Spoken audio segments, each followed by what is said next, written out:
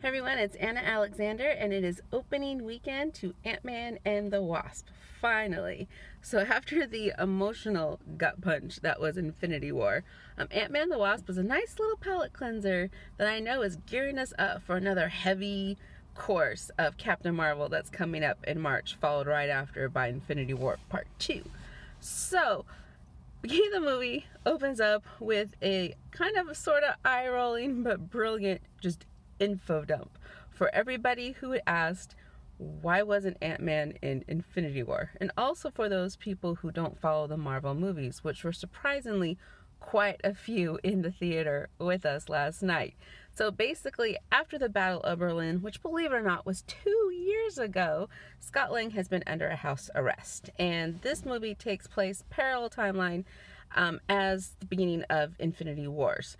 So Scott's a little bit busy right now. He's been under house arrest. He's got a few days left to his parole. So of course, all hell's gonna break loose. And so because he was using Pym Tech in the Battle of Berlin, Hope and Hank aren't that happy with him. But they need him because he's got information that will help him bring back Janet Van Dyne. And that's what's the beauty of the Ant-Man movies is Thor and Captain America and Iron Man are all about saving the world and sometimes the universes, where Ant-Man's always been kind of small. The first one was a heist movie. This one is a rescue mission. So that's what's kind of nice about these ones, is that it doesn't have to be big and grand as far as thematics. It's just the rationale and goals and motivations are more personal, so you can relate more, in my opinion, as a viewer. The biggest spoilers happen, spoiler, it's because of the trailers. All the really cool action scenes we've seen in the trailers. Did it diminish the movie? Not that really, but there was nothing that was a big surprise. The only thing for me was a surprise was an addition of a second obstacle person, because we had the Ghost. We knew we were going to have Ghost.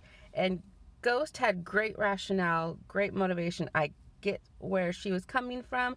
Totally was with her.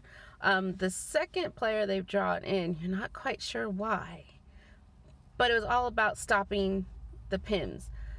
So it was kind of a game of hot potato the whole time, except it was a building instead of a potato, and it's got a little bit repetitive, but the jokes are there, the dialogues are there, the action sequences are there, all very interesting. So Captain Awesome actually said he liked this one better than the first Ant-Man. I like them pretty much comparable of the two. I like them both the same. So definitely go see it, check it out, see it on a big screen.